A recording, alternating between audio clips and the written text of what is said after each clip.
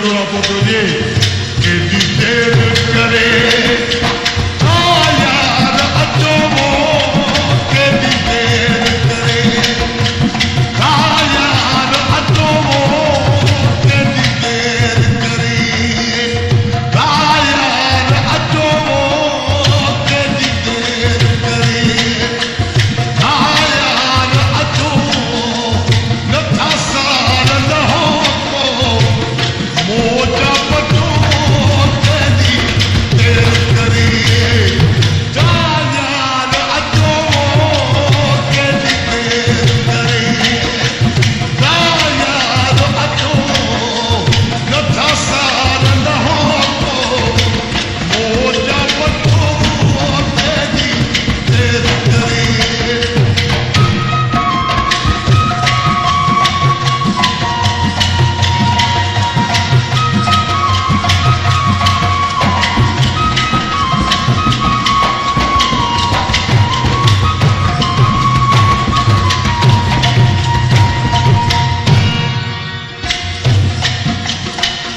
अब हक्का बोलते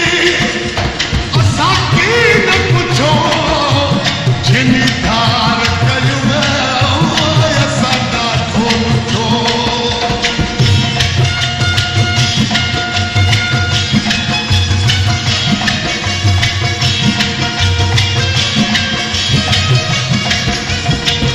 अब हक्का बोलते असां की न पुछो जिनी धार कयूं असां ॾाढो पुछो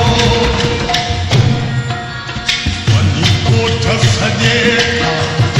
इहा ॻाल्हि पुछो वञी कोठ सॼे इहा ॻाल्हि पुछो इहो हाल कंदो हर ॿुधो ऐं वठो केॾी देर करे यार अचो केॾी देर करे यार अचो केॾी देर करे यार अचो नथा सार लहो मोजा पटो केॾी देर करे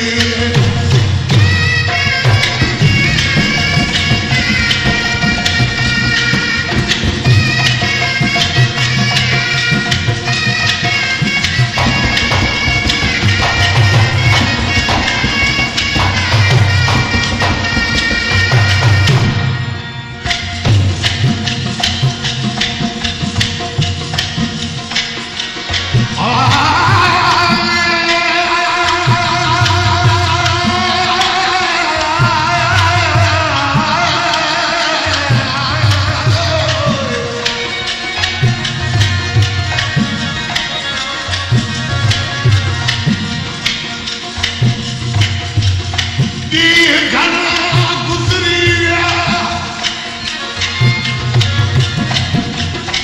अलाही ते सजण जा मां अचा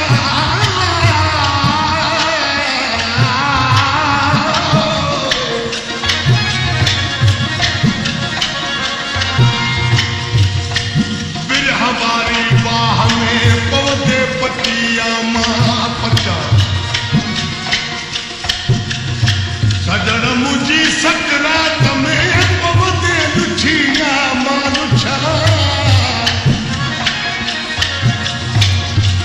जाप अॻिए खां हाल तूं ईंदे पुछण जा मां पुछा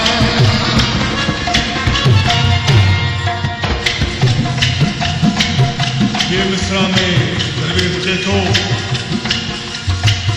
हिन कलाम जी फरमाश तारक अहमद राजपर जी पिया आहे जेको कोटलानी जो वेठल आहे असीं हाउ न करे जिन लायूं नथा जे लायूं था पछतायूं नथा